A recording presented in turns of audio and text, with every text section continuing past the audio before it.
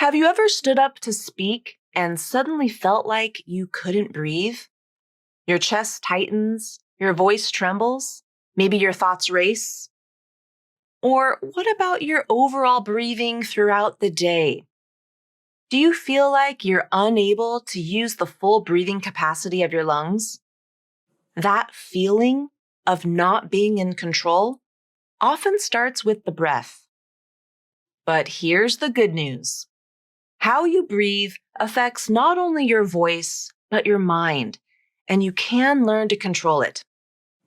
I'm Julie with San Diego Voice and Accent, and in this video, I'm going to show you exactly how to breathe correctly for optimal speaking performance, and how specific breathing techniques can instantly reduce anxiety before you step into the spotlight, and automatically improve your breathing throughout the day, even when you're not thinking about it. These are techniques that work, whether you're speaking in a meeting, giving a presentation, or just trying not to panic before raising your hand. Stick around, because mastering this is a game changer.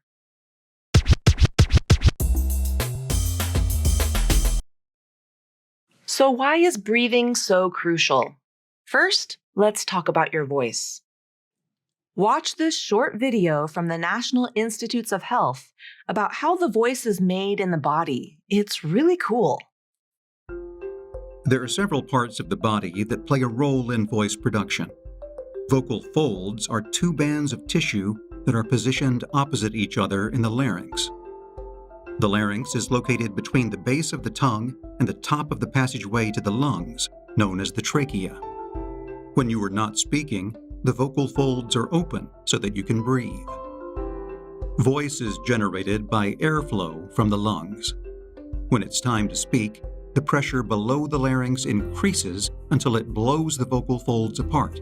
Hello. Hello. Your voice is literally powered by air exiting your lungs and vibrating your vocal cords. Inconsistent or shallow breathing can result in weak, shaky, or strained sound. You might even run out of air mid-sentence or sound quiet when you speak. This type of shallow breathing is exactly what happens when we're anxious or nervous, like before speaking. When we feel anxious, our breathing becomes shallow and centered up here in the upper chest, and it actually triggers more tension, especially in the throat and shoulders, and gives us less breath to work with when we speak. It signals danger to your brain and actually increases feeling of panic. Good breath support starts lower, from the diaphragm, the muscle right under your lungs. When you breathe deeply and fully, your belly should move more than your chest. That's how you access the kind of breath that supports clear, grounded speech. Think of your breath as the fuel for your voice. More controlled fuel means a smoother, stronger, more resonant engine. So there is some good news here. You can consciously change your breathing pattern to shift your body out of fight or flight into a calmer rest and digest state. There have been numerous research studies that back this up, and I'll link to a few of them in the description below. These studies show that a simple shift in your breathing pattern can result in an immediate reduction of anxiety and also give you long-lasting improvements in feelings of calmness throughout the day, even when you're not thinking about it. That's amazing. In this video, I'll discuss the foundation of all breathing and all the breath exercises that you'll learn about in this video, diaphragmatic breathing, and how you can use this style of breathing to properly support your voice when speaking. Then we'll discuss another vital piece of the breathing puzzle. What exactly normal, healthy breathing should look like, especially at rest, when we're just sitting and not doing anything strenuous. and how your breathing patterns can have dramatic implications for your overall lung and brain function. Lastly, I'll share 3 simple breathing exercises that you can do to, number 1, immediately improve your state of calmness and reduce your anxiety in high-stress situations, and number 2, chronically improve your state of calmness and reduce your anxiety throughout the day. The absolute cornerstone of effective breathing for both speaking and calmness is diaphragmatic breathing, sometimes called belly breathing. The diaphragm is the main muscle involved in breathing, and it's involved in all types of breathing. Breathing at rest, breathing during exercise, breathing while sleeping, breathing when we take a big breath. The diaphragm is always involved. But most of us, especially when stressed, breathe shallowly, using more of the chest and shoulder muscles. Watch this.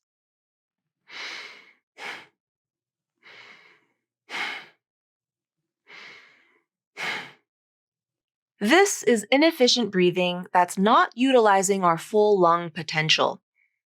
Instead, we want to focus on breathing deeply, using the diaphragm, a large muscle sitting below your lungs.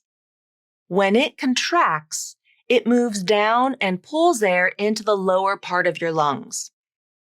You might experience this as the belly moving outward as you inhale. That's why this is sometimes called belly breathing. So let's try diaphragmatic breathing. I want you to do this seated, though you can also practice standing up if you're comfortable with this style of breathing. Place one hand on your chest and the other gently on your belly, just above your navel. Now, inhale slowly and deeply through your nose. Focus on letting your belly expand outwards, pushing your hand away. Try to keep the hand on your chest relatively still. Feel the air filling your lower lungs. Now exhale slowly and completely, either through your nose or gently pursed lips. Feel your belly gently retract inwards.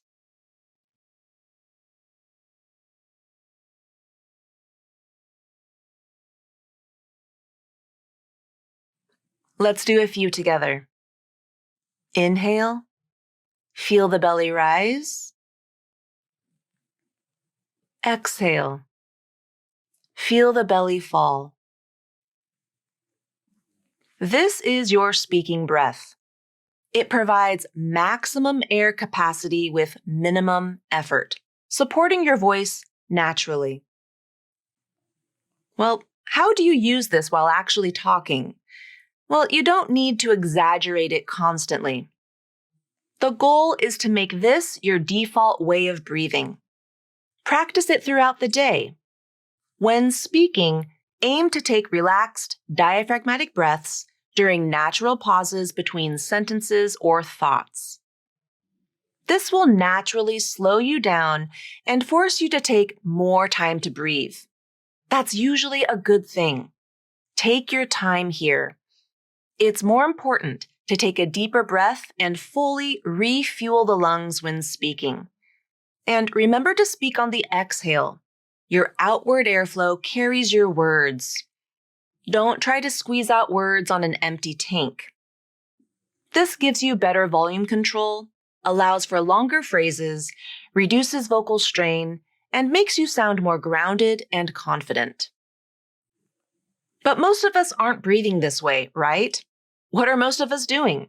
We're taking shallow breaths while speaking, which isn't taking advantage of our full lung capacity.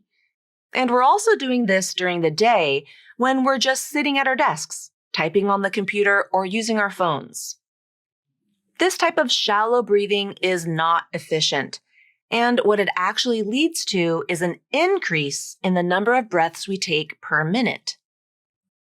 Scientists call this overbreathing, which means most of us are breathing too many times during the day. Overbreathing isn't a good thing. I'm going to get a bit technical here, but I think this is interesting, and I hope some of you will find it interesting as well. Some research studies have shown that when we overbreathe due to taking these more frequent shallow breaths, it leads to lower levels of carbon dioxide in the blood and brain, which in turn reduces the amount of oxygen that makes it to our brain.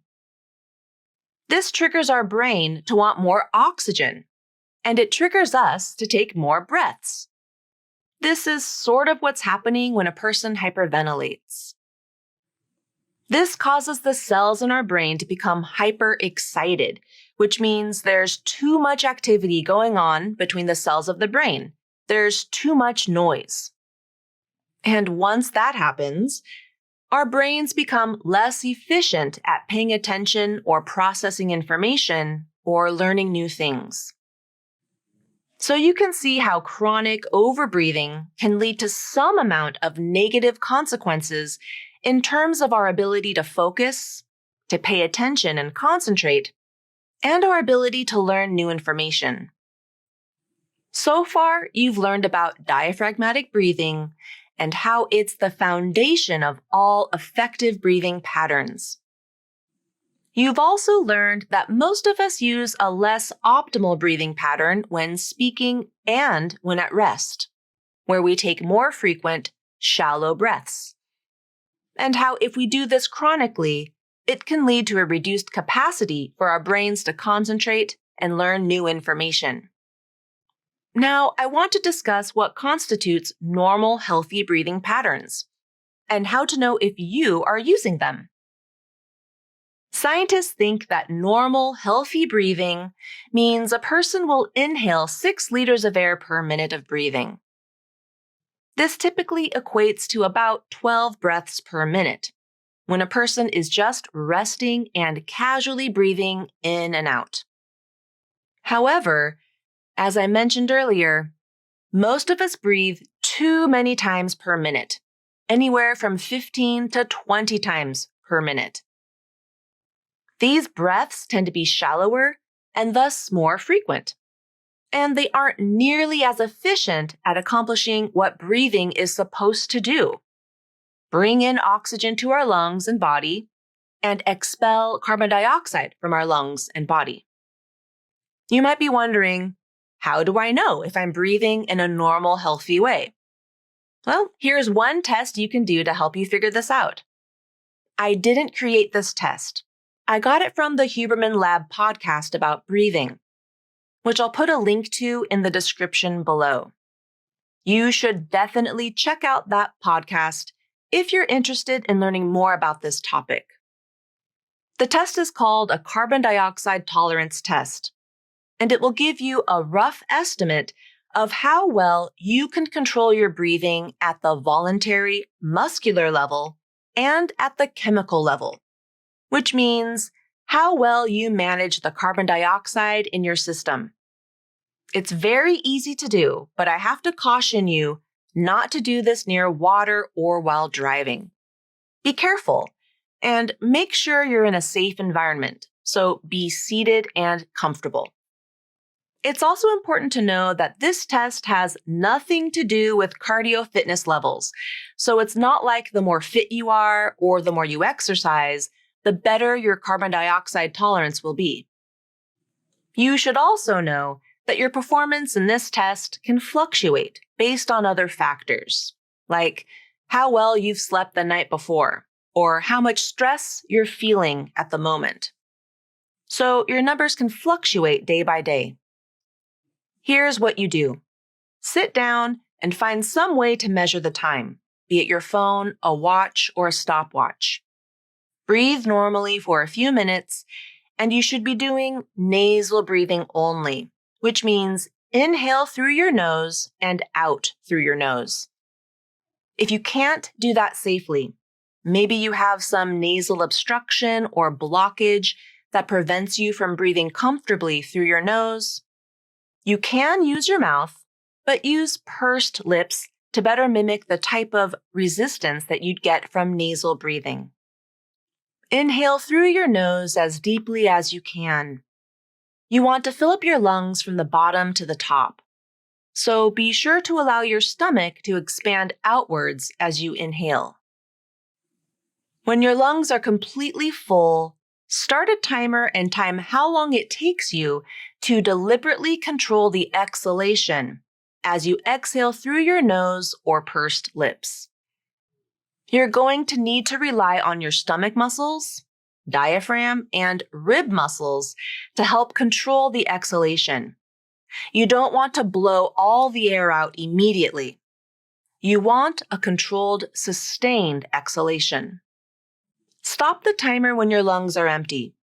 Don't hold your breath at the end. Just stop when your lungs are empty and note the time. Once you're done, you can breathe normally again. I'll give you some time right now to complete this test. So go ahead, sit down, get out your watch or timer, and take a few normal deep breaths.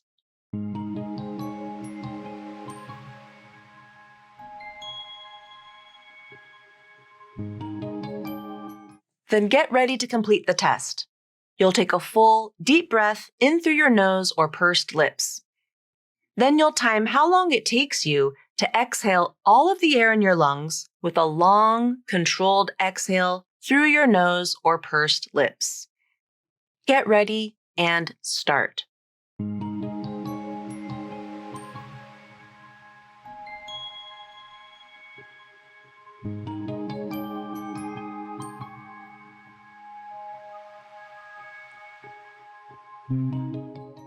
If it took you 24 seconds or less to reach empty lungs, this means you might have low carbon dioxide tolerance. If it took you anywhere from 25 seconds to 45 seconds to reach empty lungs, this means you might have moderate carbon dioxide tolerance. And if it took you 46 seconds or longer, this might mean you have a high level of carbon dioxide tolerance. If you have low tolerance, write down the number 3. If you have moderate tolerance, write down the numbers 5 to 6. And if you have high tolerance, write down the numbers 8 to 10. You may have noticed a pattern here. If you have a lower carbon dioxide tolerance, that might translate to you taking more shallow breaths per minute, or in other words, overbreathing or breathing too often. And if you have a higher carbon dioxide tolerance, you might be a person who is handling their carbon dioxide levels pretty well. So your breathing patterns might be considered more healthy or normal. For those of you who want to improve your carbon dioxide tolerance and thus improve your natural resting breathing patterns, here's how you do it. Remember those numbers you wrote down? 3 for low tolerance, 5 to 6 for moderate tolerance, and 8 to 10 for high tolerance? That number tells you the number of seconds you'll complete each phase of what's called box breathing.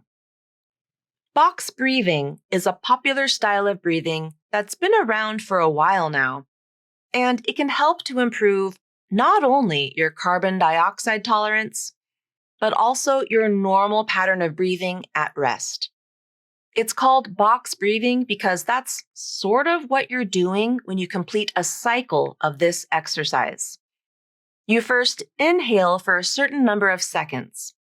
Then you hold your breath for that same amount of time. Then exhale for that same amount of time. Then hold your breath for that same amount of time. So you can imagine that you're drawing a box in the air with this cycle, all 4 phases with equal duration of time.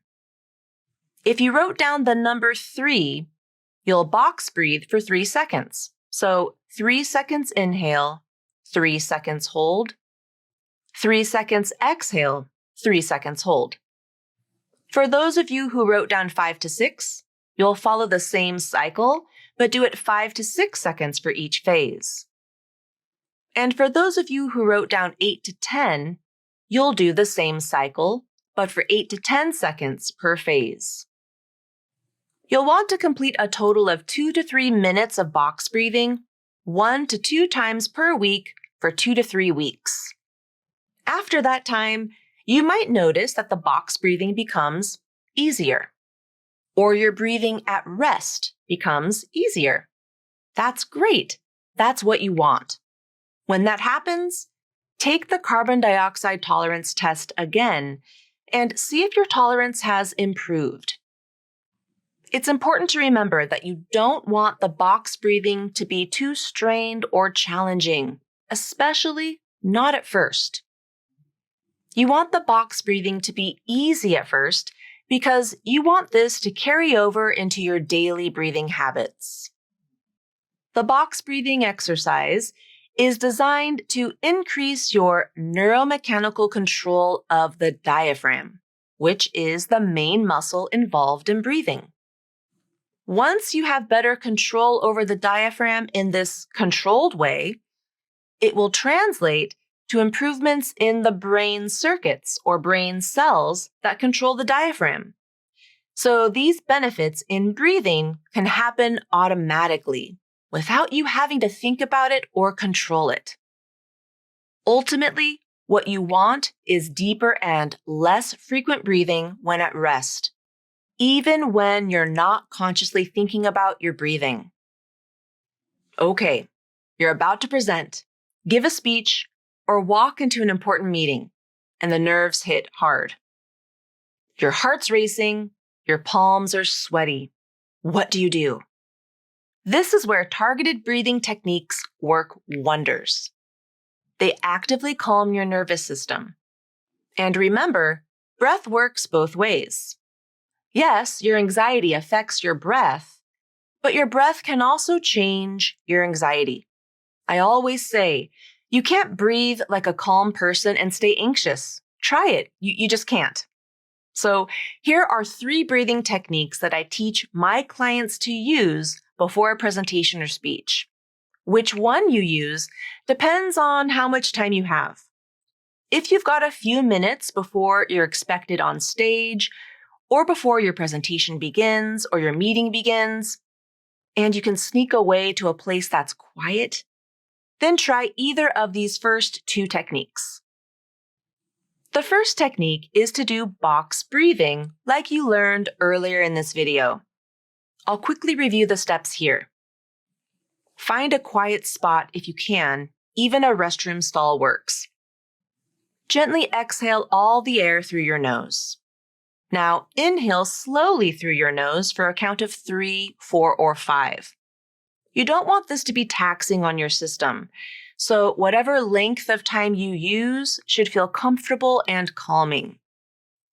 Then hold your breath gently for the same count, either 3, 4, or 5 seconds. Exhale slowly and completely through your mouth or nose for the same count. Then hold your breath with empty lungs gently for the same count. That's 1 cycle or 1 box. Repeat this cycle for 1 to 2 minutes, focusing on the counting and the sensation of breath. Here's the second breathing technique you can use if you've got a few minutes to spare before you're expected to begin your presentation or meeting. It's called the 4-7-8 breathing technique, and it was developed by Dr. Andrew Weil. Here's how you do it. Sit comfortably. Exhale completely through your mouth, making a gentle whoosh sound. Then close your mouth. Inhale quietly through your nose for a count of 4. Hold your breath for a count of 7. Exhale completely through your mouth, making that whoosh sound again for a count of 8. That's 1 cycle. Repeat it 3 to 4 times. The long exhale is key here for triggering relaxation. Use these techniques in the minutes before you need to speak. It shifts your physiology from anxious to calm. Here's the third breathing technique you can use to quickly shift from feeling anxious to feeling calm.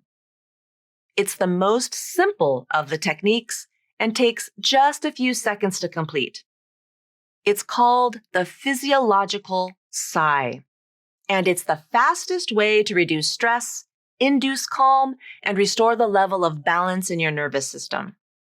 Here's how you do it. Stand or sit comfortably. Take a full, deep breath in through your nose to fill up your lungs from the bottom to the top. Remember to use your diaphragm and feel your belly move outward as you inhale.